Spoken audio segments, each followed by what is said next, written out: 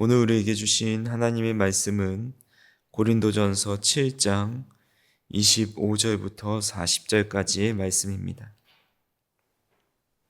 처녀에 대하여는 내가 주께 받은 계명이 없으되 주의 자비하심을 받아서 충성스러운 자가 된 내가 의견을 말하노니 내 생각에는 이것이 좋으니 곧 임박한 환난으로 말미암아 사람이 그냥 지내는 것이 좋으니라. 내가 아내에게 매였느냐 노이기를 구하지 말며 아내에게서 노였느냐 아내를 구하지 말라. 그러나 장가가는 가도 죄 짓는 것이 아니요 처녀가 시집가도 죄 짓는 것이 아니로되 이런 것들은 육신에 고난이 있으리니 너는 너희를 아끼노라. 형제들아 내가 이 말을 하노니 그때가 단축하여진 고로 이후부터 안에 있는 자들은 없는 자같이 하며 우는 자들은 울지 않는 자같이 하며 기쁜 자들은 기쁘지 않은 자같이 하며 매매하는 자들은 없는 자같이 하며 세상 물건을 쓰는 자들은 다 쓰지 못하는 자같이 하라. 이 세상의 외형은 지나감이니라. 너희가 염려 없기를 원하노라. 장가가지 않은 자는 주의 일을 염려하여 어찌하여야 주를 기쁘시게 할까 하되 장가간 자는 세상 일을 염려하여 어찌하여야 아내를 기쁘게 할까 하여 시작하지 않은 자와 처녀는 주의 일을 염려하여 몸과 영을 다 거룩하게 하려 하되 시집간 자는 세상 일을 염려하여 어찌하여야 남편을 기쁘게 할까 하느니라. 내가 이것을 말함은 너희의 유익을 위함이 아니요 너희에게 올무를 놓으려 함이 아니니 오직 너희로 하여금 이치에 합당하게 하여 흐트러짐이 없이 주를 섬기게 하려 함이라. 그러므로 만일 누가 자기의 약혼녀에 대한 행동이 합당하지 못한 줄로 생각할 때에 그 약혼녀의 혼기도 지나고 그같이 할 필요가 있거든 원하는 대로 하라. 그것은 죄 짓는 것이 아니니 그들로 결혼하게 하라.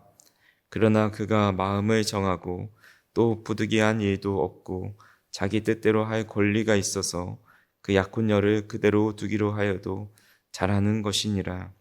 그러므로 결혼하는 자도 잘하거니와 결혼하지 아니하는 자는 더 잘하는 것이니라. 아내는 그 남편이 살아있는 동안에 매여 있다가 남편이 죽으면 자유로워 자기 뜻대로 시집갈 것이나 주 안에서만 할 것이니라. 그러나 내 뜻에는 그냥 지내는 것이 더욱 복이 있으리로다. 나도 또한 하나님의 영을 받은 줄로 생각하노라. 아멘. 오늘 우리가 읽은 이 말씀은 주제를 정하자면 처녀와 과부에게 주는 권면이다 할 수가 있습니다. 그래서 본문의 내용을 살펴보면 내용만을 볼 때는 사도 바울이 결혼에 대해서 매우 부정적인 입장을 하는 것 같고 또 배우자를 잃게 되면 다시 결혼하는 것을 매우 싫어하는 것처럼 보여지고 또 비춰집니다. 하지만 우리가 이 말씀에 대해서 오해하지 말아야 할 것은 지금 사도 바울이 고린도 전서를 서신으로 보내면서 이 임박한 종말론의 가치관을 두고 배경을 두고 이렇게 말씀을 하고 있다라는 겁니다. 지금 초대교회 성도들은 받고 있는 환란이 매우 큽니다. 근데 지금 환란을 견디는 것만 해도 참으로 힘든데 이 배우자를 잃고 또 혹은 결혼하는 문제까지 이렇게 합쳐지게 되면 더 힘들기 때문에 주님 오실 날이 얼마 남지 않았는데 굳이 결혼하는 것보다 곧 있으면 주님 오시니까 우리 주님 오실 때까지 힘을 다해서 복음을 전하고 하나님의 나라를 위해서 살아가자라는 차원에서 이렇게 권면을 하고 있는 겁니다. 그래서 디모데전서를 보면 또 반대로 결혼하는 것을 유익하게 여기는 것을 보면 이 사도 바울이 결혼관에 대해서 부정적으로 여기는 것이 아니라 이 시대적 환경과 또 고린도의 배경을 두고서 이렇게 말씀하고 있다라는 것에 대해 우리는 기억해야 합니다. 그래서 오늘 우리가 읽은 말씀을 그대로 적용하자면 사실 적용할 분들이 많지는 않습니다. 그래서 오늘 말씀을 통해 우리가 몇 가지 키워드를 가지고 우리가 어떻게 적용하면 좋을지에 대해서 우리 한번 살펴보고자 합니다. 먼저는 오늘 본문 29절부터 31절에 보면 성도가 이 땅에서 현실을 살아갈 때 가져야 할 영적 태도에 대해서 알려주고 있습니다. 형제들아, 내가 이 말을 하노니 그때가 단축하여진 고로 이후부터 안에 있는 자들은 없는 자 같이 하며 우는 자들은 울지 않는 자 같이 하며 기쁜 자들은 기쁘지 않은 자 같이 하며 매매하는 자들은 없는 자 같이 하며 세상 물건을 쓰는 자들은 다 쓰지 못하는 자 같이 하라. 이 세상의 외형은 지나감이니라 라고 말씀합니다. 이 말씀만 보면 이 아내를 사랑하지 말고 그가 죽어도 슬퍼하지 말고 장사 지내지 말고 재산을 다 버리라는 그런 금욕주의나 허무주의를 말하는 것으로 여길 때가 있습니다. 성도가 이 땅에서 겪는 슬픔과 기쁨과 또 물질의 소유에 대한 것들, 또 결혼하는 것들이 현실적으로 중요하지 않다고 바울이 말하는 것도 아닙니다. 바울이 강조하는 핵심은 이 땅에 눈에 보이는 현실과 또 감정들과 여러 가지 우리의 기준이나 우상이 되는 것들이 결국은 외형은 다 지나간다라고 말하고 있는 것입니다. 여기서 외형이라는 헬라어 단어를 보면 연극의 무대 배경을 의미하거나 또 그 스크린의 장면을 의미합니다. 연극이 진행되는 동안에 무대 배경은 계속해서 바뀌게 되죠. 푸른 초장이 나올 때가 있고 또 궁궐로 배경이 나올 때가 있고 또 아무것도 없는 황무지가 배경으로 나올 때가 있습니다. 연극이 끝나면 이 모든 무대의 장치는 순식간에 다 철거되고 맙니다. 우리가 살아가는 이 세상의 현실이 바로 그와 같다라는 겁니다. 지금 내가 누리는 물질과 또 나의 잠을 못 들게 하는 슬픔과 분노, 또 나를 기쁘게 하는 세상적인 좋은 일들은 영원한 것이 아니라 곧 무대 뒤로 사라지는 일시적인 장면에 불과하다라는 겁니다. 우리가 임시로 머무는 이곳에서 그것이 영원토록 함께 있는다라고 생각하는 것이 아니라 슬픈 일을 당했을 때 세상 사람처럼 주저앉아 그 슬픔이 영원할 것처럼 생각하는 것도 아니고 또 기쁜 일이 있을 때 그것이 영원할 것처럼 교만하여서 주님을 잊어버리지도 말고 또 재물을 얻거나 세상의 것을 취할 때도 그것을 마음에 빼앗겨 그것의 노예가 되지 말라는 의미로 세상 것은 곧 다 지나가니 그것에 너무 연연하고 그것의 마음을 빼앗기지 말라는 취지로 이렇게 말씀하고 있는 것입니다. 그래서 우리가 살아가는 이 땅의 모든 것은 곧 지나가는 것이고 우리가 영원히 누릴 수 없다라는 사실을 기억하면서 이 땅의 것에 너무 슬퍼하거나 또 너무 기뻐하거나 마음을 빼앗기지 않는 저 어린 성도님들이 될 수 있기를 간절히 소망합니다. 두 번째로 흐트러짐 없이 주님을 섬겨라 라고 말씀합니다. 32절부터 34절까지를 보면 사람들이 결혼을 해야 하는지 말아야 하는지 고민을 하게 될 때에 결혼을 안 하면 자연스럽게 주님 한 분에게만 온전히 집중할 수 있게 된다라고 이야기합니다.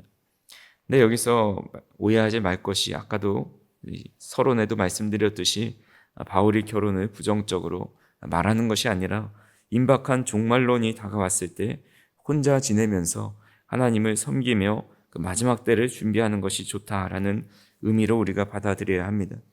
근데 어떻게 섬겨야 하는지 35절에 보니까 내가 이것을 말함은 너희의 유익을 위함이 아니요 너희에게 올무를 놓으려 함이 아니니 오직 너희로 하여금 이치에 합당하게 하여 흐트러짐이 없이 주를 섬기게 하려 함이라 라고 말씀합니다. 그러니까 성도가 어떤 것을 선택함에 있어서 독신을 선택하든지 결혼을 선택하든지 삶의 유일한 목적과 기준이 흐트러짐 없이 주님을 섬기는 일인가에 대해서 기준을 두고 선택을 해야 한다라는 겁니다. 흐트러짐이 없다라는 것은 아주 곁에 밀착하여서 앉아서 꼼짝도 하지 않는 주님의 음성에만 귀를 기울이는 상태를 의미합니다. 마치 마리아가 주님의 말씀에만 기울이면서 주님 곁에 앉아 있는 그런 모습과 같습니다. 우리는 하나님을 섬기면서 어떤 모습으로 섬기고 있는지 한번 살펴봐야 합니다. 마음에 세상의 염려와 또 자녀의 문제, 물질의 걱정으로 나눠지고 갈라져 있진 않은지, 내 모든 에너지를 세상 일을 염려하고 사람을 기쁘게 하는데 다 쏟아붓고 정작 주님을 섬기는 일에는 남은 시간과 남은 마음을 들이고 있지 않은지 우리는 돌아보아야 합니다. 우리가 결혼을 했든 하지 않았든 우리 마음의 가장 첫 자리는 오직 주님이 차지하셔야 되고, 우리는 흐트러진 마음 없이 주님 곁에 늘 밀착하여 있어서 주님을 섬기는 저 우리 성도님들이 되어야 한다라는 것입니다. 마지막 세 번째로 우리의 선택은 오직 주 안에서만 이루어져야 한다라고 말씀합니다. 오늘 39절에 보니까 아내는 그 남편이 살아있는 동안에 매여 있다가 남편이 죽으면 자유로워서 자기 뜻대로 시집갈 것이나 주 안에서만 할 것이다 라고 말씀합니다. 바울은 남편과 사별하여 홀로 된 여인이 재혼을 선택할 수 있는 정당한 자유가 있음을 말씀하면서 강제로 평생 독신을 강요한 것이 아니라 자신의 뜻대로 할 권리가 있다라고 하면서 그 한 가지 기준을 든 것이 주 안에서만 하라라고 말씀하고 있습니다. 여기서 주 안에서만 하라라는 명령은 단순히 믿지 않는 불신자와는 절대 결혼하지 말라라는 그런 의미가 아닙니다. 이 말씀은 모든 인생의 선택과 결정의 동기가 주님의 다스림 아래에 있어야 되고 주님의 영광을 위한 목적에 맞는가에 대해서 늘 생각하며 결정하라라는 의미입니다. 우리는 살아가면서 매일 수많은 선택의 기로에 서게 됩니다. 직장을 옮겨야 하는 문제도 있고, 또 사업을 시작하여야 하는 문제도 있고, 또 여러 가지 또 삶의 중요하고 작은 문제들을 선택하는 그 앞에서 어떤 기준을 가지고 선택을 하고 어떤 기준으로 움직이는가에 대해서 말하고 있는 것입니다.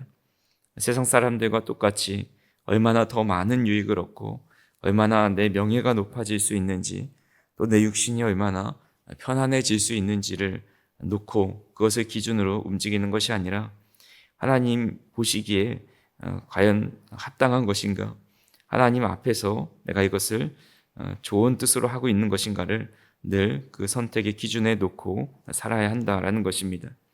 그래서 오늘도 우리가 살아가면서 여러 가지 선택 안에서 과연 하나님 안에서만 내가 이것을 그 기준을 놓고 선택하고 있는지, 주님 말씀에 순종하여 믿음의 선택을 하고 있는지를 늘 바라보면서 오늘도 주님 안에 바른 선택과 또 주님 안에 거하는 선택을 하며 살아가는 저희 성도님들이 되기를 간절히 소망합니다. 그래서 우리가 오늘 말씀을 다시 한번 정리해드리면, 이 세상의 무대의 배경은 지금도 끊임없이 지나가고 있고 결국 흔적도 없이 사라질 때가 있습니다. 결국은 다 사라질 것에 우리가 목숨을 걸고 집착하는 것이 아니라 이 땅의 슬픔도 또 기쁨도 물질의 소유도 우리의 마음을 좌지우지할 수 없다라는 믿음을 가지고 살아가시고, 세상의 유혹과 수많은 염려 때문에 우리의 마음이 여러 갈래로 갈리지 않도록 마음의 중심을 늘 지키며 흐트러진 마음 없이 살아가는 저희 성도님들이 되기를 바랍니다. 그리고 우리 삶의 여러 가지 일 중에서 가장 최우선적인 기준이 바로 주님을 섬기는 것이고 주 안에서만 행하는 것임을 기억하면서 오늘도 주님 안에 행하고 주님 보시기에 기쁘신 하루를 살아가는 저희 성도님들이 되기를 주님의 이름으로 축원합니다. 기도하시겠습니다. 사랑과 은혜가 풍성하신 하나님 아버지, 오늘도 주님이 기뻐하시는 모습으로 우리가 주님 앞에 나와 예배하게 하시고 하루의 시작을 주님을 높이며 또 기도하며 시작할 수 있도록 인도하여 주시니 감사합니다. 하나님, 이 세상의 것은 다 지나가고 흔적도 없이 사라지는 것을 알면서도 우리는 그 사라지는 것에 집착하고 그것에 마음이 상하고 또 그것에 또 슬퍼하고 기뻐하고 모든 것을 가진 양 생각할 때가 참 많이 있음을 고백합니다.